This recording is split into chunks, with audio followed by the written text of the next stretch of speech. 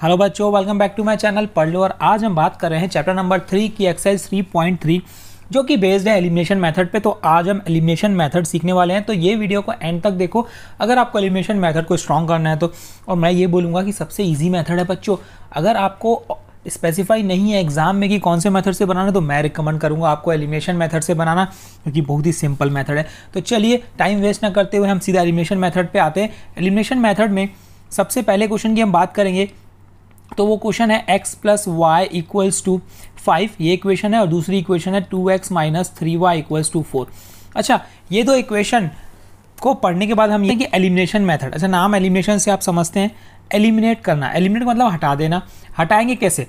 एक x को या y को, दोनों में से एक को हटाना पड़ेगा हमें। अब कैसे हटाएंगे भाई? तभी हटा सकते हो आप जब दोनों का नंबर सेम हो, मतलब कोफिशिएंट सेम हो। तब x के साथ अगर आप यहाँ देखोगे तो यहाँ पे 1 है, यहाँ x के साथ देखोगे तो 2 है। तो अगर कोफिशिएंट सेम होगा तभी आप एलिमिनेट कर सकते हो। और दूसरा ये है कि एक की साइन पॉजिटिव और एक नेगेटिव होनी चाहिए, तभी आप एलिमिनेट कर सकते हो। क्योंकि पॉजिटिव पॉजिटिव तो वो सम हो जाएगा और नेगेटिव नेगेटिव भी वो क्या हो जाएगा, ऐड हो जाएगा। इसीलिए दो चीज़ें आपको दिमाग में रखनी है, एक तो कोफिशिएंट को सेम करना है और दूसरा साइन को चेंज करनी है। और साइन अगर ऑलरेडी पॉजिटिव नेगेटिव है तो कोई प्रॉब्लम नहीं है, लेकिन अगर नहीं है तो हमको क्या करना, खुद से हमें साइन को चेंज करना पड़ेगा। तो चलिए अब ये क्वेश्चन हम समझते हैं। अगर ये इक्वेशन नंबर 1 और ये इक्वेशन नंबर 2 है, तो हमें क्या करना है, इस इक्वेशन में x को या y को, मेरी मर्जी है, जिसको एलिमिनेट मैं करना चाहूँ मैं कर सकता हूँ। ठीक है, तो मैं इसमें क्या करता हूँ, चलो y को एलिमिनेट करते हैं। y को एलिमिनेट करने के लिए मैं क्या करूँगा, इसमें 3 मल्टीप्लाई कर दूंगा, इसमें 1 मल्टीप्लाई कर दूंगा। ऐसा क्यों? क्योंकि अगर आप ध्यान दोगे, जैसे ही मैं ऊपर वाले में 3 मल्टीप्लाई करूँगा तो ये 3y बन जाएगा, और ये ऑलरेडी ये 3y है, तो इसमें मैंने क्या मल्टीप्लाई किया, 1 मल्टीप्लाई किया। तो अब ये क्या हो गया, कोफिशिएंट सेम हो गया। आपको सिर्फ और सिर्फ देखना इतना है बच्चों कि कैसे किसी तरीके से आप कोफिशिएंट्स को सेम करो, बस दैट्स ऑल। ठीक है, अब देखते हैं हम लोग, ये क्या बन जाएगा, 3x plus 3y equals to ये 15, ये बन जाएगा x minus 2x minus 3y equals to 4, ये एज इट इज़ हो जाएगा। अब यहाँ पे आप ध्यान दो, ये कोफिशिएंट सेम हो गया और एक पॉजिटिव और एक नेगेटिव है, तो आपको साइन चेंज करने की ज़रूरत ही नहीं है बच्चों, ऑलरेडी साइन चेंज है, तो ये कैंसल आउट हो गया। अब ये क्या हो गया, एलिमिनेट हो गया y।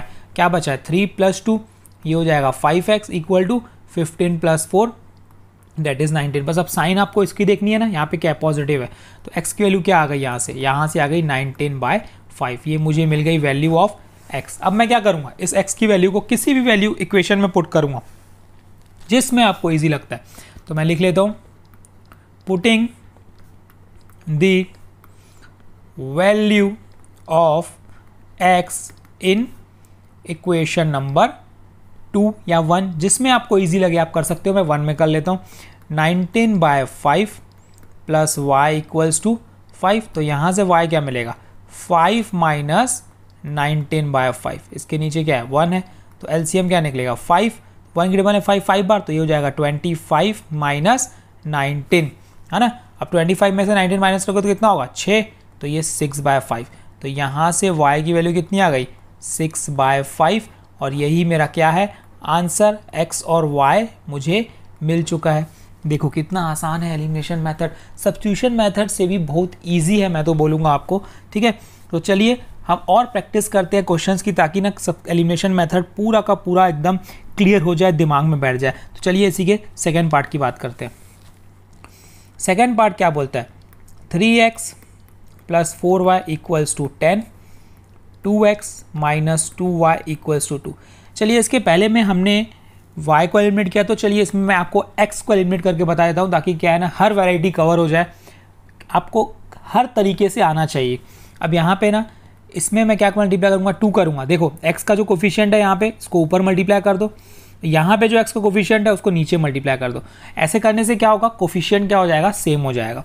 2 3 जा 6, इसमें x का कोफिशिएंट सेम हो जाएगा, है ना, क्योंकि मैंने x के कोफिशिएंट को ऊपर नीचे मल्टीप्लाई किया है। 2 4 जा 8y इक्वल्स टू ये 20, ये हो जाएगा 6x minus 6y equals to 6।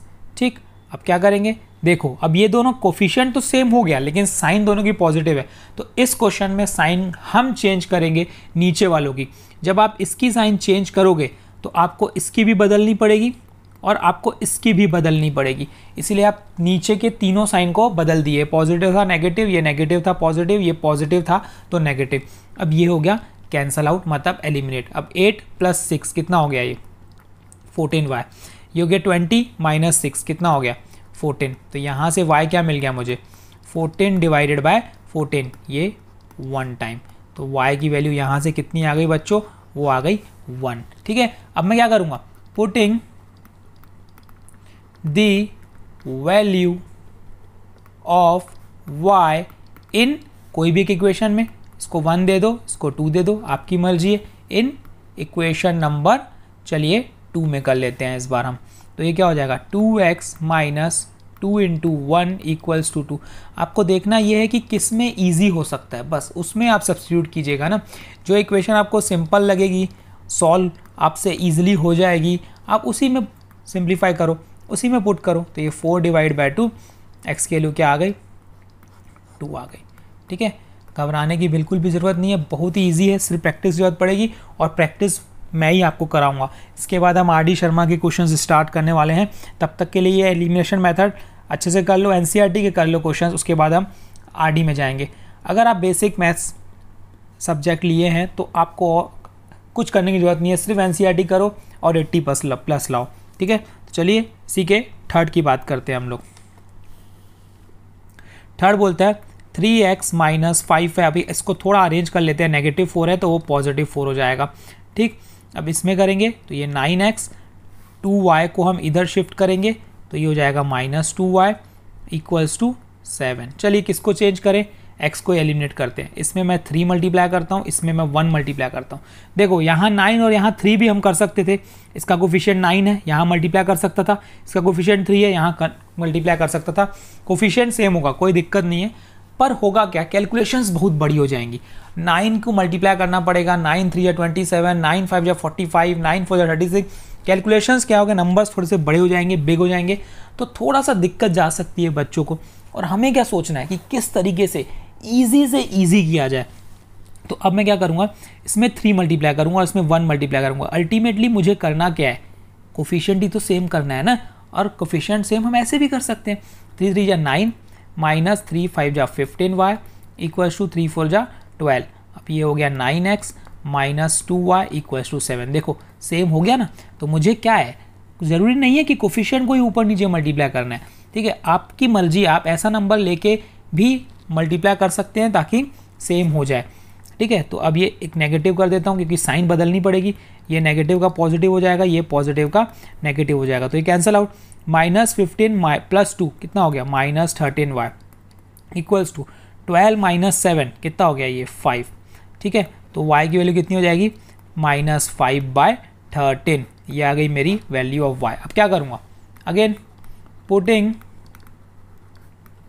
The value of y in equation number, चलो 1 में कर लेते हैं हम लोग।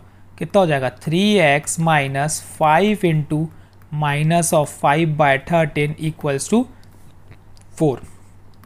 3x + 25/13 = 4। तो 3x = 4 - 25/13, ये कैंसिल, ये क्या आ जाएगा, डिवाइड में 1 आ जाएगा, और ये आ गया मेरा 13 LCM।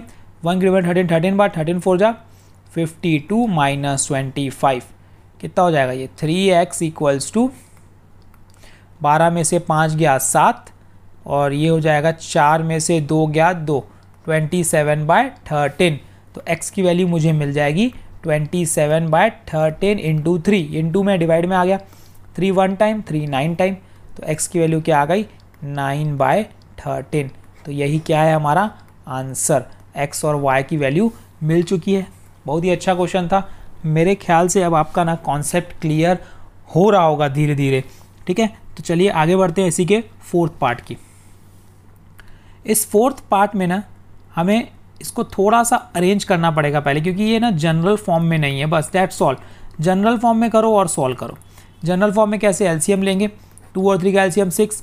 जिसको नहीं आता है ना, बच्चों को कन्फ्यूजन होता है, सिर्फ ये काम करो, इन दोनों को मल्टीप्लाई करो, इसको इधर मल्टीप्लाई कर दो, इसको इधर मल्टीप्लाई कर दो, बस दैट्स सॉल्व। ये आपसे सॉल्व हो गया। ये 3x + 4y इक्वल्स टू -1। अब क्रॉस मल्टीप्लाई अगेन, तो ये बन जाएगा 3x plus 4y equals to -6। यह बन गई इक्वेशन नंबर 1। चलिए सेकंड की बात कर लेते हैं। x minus Y by 3 equals to 3। अब इसके नीचे क्या करता हूँ 1, है ना, तो ये 3 एलसीएम, तो ये बन जाएगा 3x minus Y equals to 3। तो यहाँ से मिलेगी 3x minus Y equals to 9। ये मिल गई इक्वेशन नंबर 2। आपको कौन सी इक्वेशन मिली? 3x plus 4y equal to -6 और दूसरी इक्वेशन मिली 3x minus Y equals to 9। देखो ऑलरेडी x सेम है, आपको कुछ करने की जरूरत नहीं है, कुछ मल्टीप्लाई करने की जरूरत नहीं है। x ऑलरेडी 3 है दोनों का, तो कुछ मत करो, सिर्फ और सिर्फ साइन चेंज करो। ये पॉजिटिव है, दोनों पॉजिटिव है, तो बस नेगेटिव कर दो। ये नेगेटिव का पॉजिटिव, ये पॉजिटिव का नेगेटिव। बस आपको ध्यान ये देना है, अगर आप साइन चेंज करोगे तो आपको नीचे की सबकी साइन चेंज करनी पड़ेगी, बस ये आपको दिमाग में रखना है, ठीक है। तो ये आपको क्या cancel out, 4 plus 1 that is 5, -6 minus 9 that is 15। तो y equals to -15 by 5, 5 1 time, 5 3 time. अब क्या करेंगे, putting the value of y in equation number 1 या 2 जिसमें आपको करना है। चलिए 2 में कर देता हूँ मैं पुट, तो ये बन जाएगा मेरा क्या, यहाँ से y इक्वल टू कितना आ गया, -3। ठीक, अब पुट कर देता हूँ मैं, 3x minus of -3 equals to 9, 3x plus 3 equals to 9, 3x equal to 9 minus 3, 3x equal to 6 और x की वैल्यू आ जाएगी यहाँ पे 6/3, तो x की वैल्यू आ गई 2। ठीक है, x और y मुझे निकालना था और मैंने निकाल लिया है। तो इसी के साथ हमारा क्वेश्चन नंबर फर्स्ट जो कि है एलिमिनेशन मेथड पे क्वेश्चंस हम कंप्लीट कर लिए हैं। ठीक है, अब नेक्स्ट वीडियो में मैं आपके लिए वर्ड प्रॉब्लम्स लाऊंगा और उसके बाद हम सैम्पल पेपर के क्वेश्चन करने वाले हैं। सीबीएसई ने जो दिया हुआ है इस साल के लिए 2020-24 के लिए वो सॉल्व करेंगे और उसके बाद हम सॉल्व करेंगे आर.डी. शर्मा के क्वेश्चंस आपकी प्रैक्टिस के लिए। तो तब तक के लिए आप इसको अच्छे से कर लो, दिमाग में बैठा लो, फाउंडेशन स्ट्रॉन्ग करो, आगे आपके लिए सब चीज़ ऑटोमेटिकली बहुत ईजी हो जाएगी, सिंपल हो जाएगी। तो all the best, keep practising. और अगर आप इस चैनल पे नए हैं तो इस चैनल को जल्दी सब्सक्राइब भी कर लीजिए ताकि आपको आगे के सॉल्यूशंस कंटिन्यूसली मिलते रहें। And thank you.